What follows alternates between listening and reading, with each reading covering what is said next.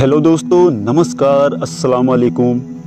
मेरा नाम अब्दुल अंसारी है और मैं आज अपने भाइयों को, अपने मित्रों को, अपने दोस्तों को एक बहुत खूबसूरत और बहुत पावरफुल साधना देने वाला हूं जो उनकी ज़िंदगी को बदल के रख देगा। जी हाँ, जो भी लोग दुख और तकलीफ़ झेल रहे हैं और उनका काम बनते बनते बिगड़ जाता है, तो इस साधना को करने के बाद उनके रास्ते में जो भी कांटे होंगे वो खुद पे खुद साइड हो जाएंगे। उनका काम खुद बनने लगेगा। वो जो भी इच्छा करते हैं पाने की, उनको मिल जाएगा। अगर आप वाकई में ज़िंदगी में आगे बढ़ना चाहते हो, कुछ करना चाहते हो इस दुनिया संसार में, तो आप साधना करके देखो, अमल करके देखो कि उस मालिक ने हमारे शरीर के अंदर क्या छोड़ा हुआ है। पर हम लोग बाहर भटक रहे हैं। चलिए हमारे पूर्वजों की कहानी आपको सुनाता हूं, थोड़ा सा ही है, पर इस वीडियो को पूरा का पूरा देखिएगा, तभी जाकर पूरी बात समझ में आएगी। इब्राहिम अलैहिस्सलाम के चाचा जान बुद्ध परस्ती का काम करते थे। वो मूर्तियां बनाते थे और मूर्तियों को ले जाकर बाजार में बेचा करते थे। तो इब्राहिम अलैहिस्सलाम को भी वो कहते थे कि तू भी यही काम कर, यही हमारा खुदा है, इसी से हमारा रोजी रोटी बरकत चलता है। तो इब्राहिम अलैहिस्सलाम कहते थे कि ये काम गलत है, मैं ये काम कभी नहीं करूंगा। तो इब्राहिम अलैहिस्सलाम के चाचा जान उनको कहते थे कि इसी से हमारी रोजी रोटी चलती है, यही हमारे बाबा परदादा, हमारे पूर्वज करते चले आए, और तू कह रहा है कि नहीं करेगा। यही हमारा खुदा है, ये मूर्ति ही हमारा खुदा है, यही हमारा भगवान है, यही हमारा गॉड है। तो इब्राहिम अलैहिस्सलाम ने एक दिन मौका निकालकर उनके चाचा जान जब कहीं चले गए तो उन्होंने एक कुल्हाड़ी उठाई और सारे के सारे बुद्ध को तोड़ दिया, सारे के सारे मूर्तियों को तोड़ दिया, और तोड़कर जो सबसे बड़ी मूर्ति थी उसको उन्होंने नहीं तोड़ा। उनके हाथ में कुल्हाड़ी थमा दी। जो सबसे बड़ी मूर्ति जो थी, जो हनुमान जैसी मूर्ति थी, उनके हाथ में कुल्हाड़ी थमा दिया उसने।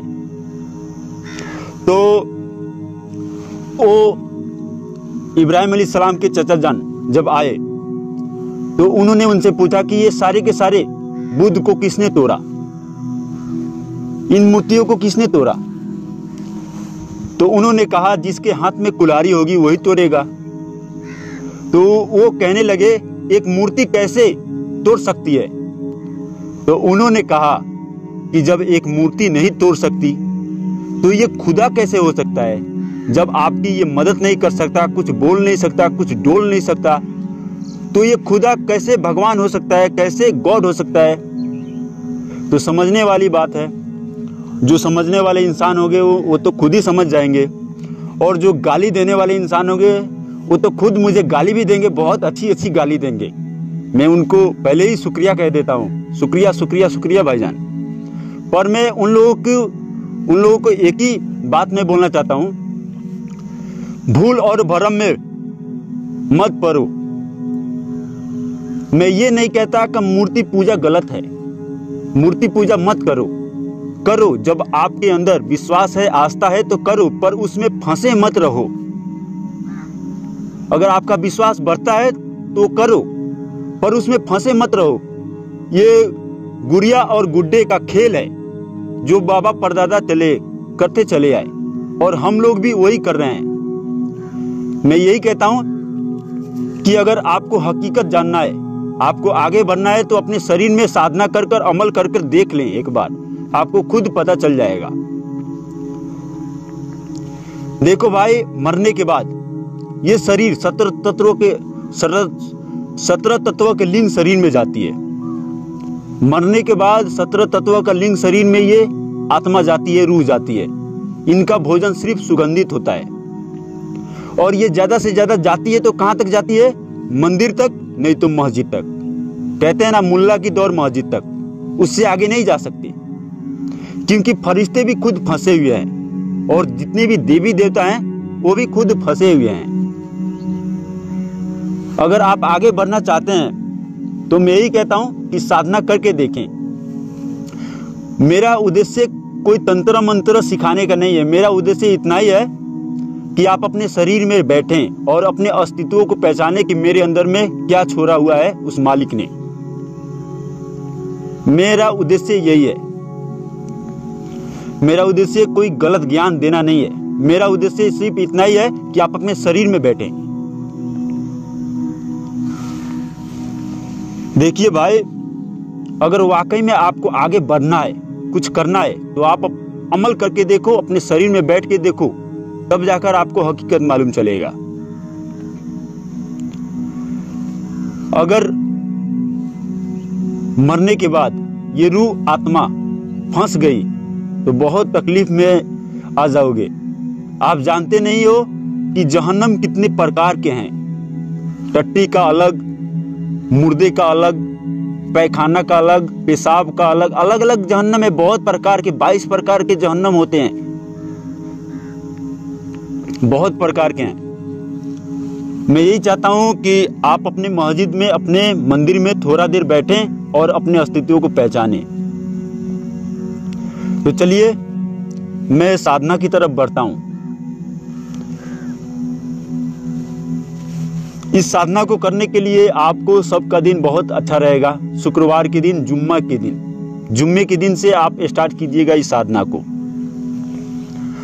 आप पश्चिम दिशा की तरफ मुख कर और पाक साक होकर शरीर पे इथर लगाकर आपको जो आयत में बतलाऊंगा उसे 1.5 घंटे या 2 घंटे आपको पढ़ाई करनी होगी।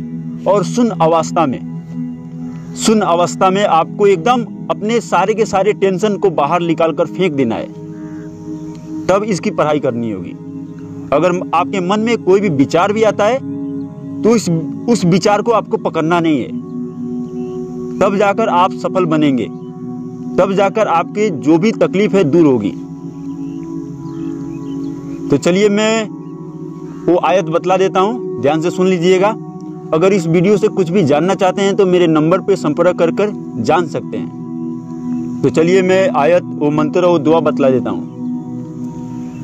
अम्मा हवा, बाबा आदम, सुनो हमारी बात, बुद्ध परस्तों को छोड़कर आओ हमारे पास। खुदा रसूल वास्ते अल्लाह के पकड़ो हमारा हाथ, नहीं आए तो मोहम्मद रसूल की आन। बस आयत सिर्फ इतना ही है। आप इस आयत को 1.5 घंटे कम से कम जाप करें। अगर माला लेकर करना चाहते हैं तो कोई भी माला ले सकते हैं, कोई भी धर्म का माला ले सकते हैं, पर मैं यही कहूँगा अपना विश्वास कम ना करें। अगर विश्वास कम कर देंगे, आपके अंदर विश्वास नहीं, तो कोई भी साधना सफल होने वाला है नहीं। पूरी विश्वास के साथ में बैठें कि मैं जो काम के लिए बैठ रहा हूँ वो काम होगा ही होगा। अगर किसी चीज को पाना चाहते हैं तो उस सोच के साथ में बैठे कि मैं जब तक वो पूरा नहीं होता है ये साधना तोड़ूंगा नहीं, जरूर पूरा होगा। जो भी पाना चाहते हैं वो आपको मिलेगा, जरूर मिलेगा। और हो सकता है आपके सामने भी हाजिर हो सकते हैं ये फरिश्ते, ये देवी देवता आपके सामने भी हाजिर हो सकते हैं। तो मैं उम्मीद करता हूँ आपको वीडियो अच्छी लगी होगी। तो ऐसी वीडियो देखने के लिए मेरे चैनल को लाइक और सब्सक्राइब प्लीज़ ज़रूर कीजिएगा। और कुछ भी जानना चाहते हैं तो मुझसे संपर्क जरूर कीजिएगा और कमेंट में ज़रूर रखिएगा। तो चलता हूँ, फिर मिलता हूँ नेक्स्ट वीडियो के साथ। नमस्कार, अस्सलाम वालेकुम।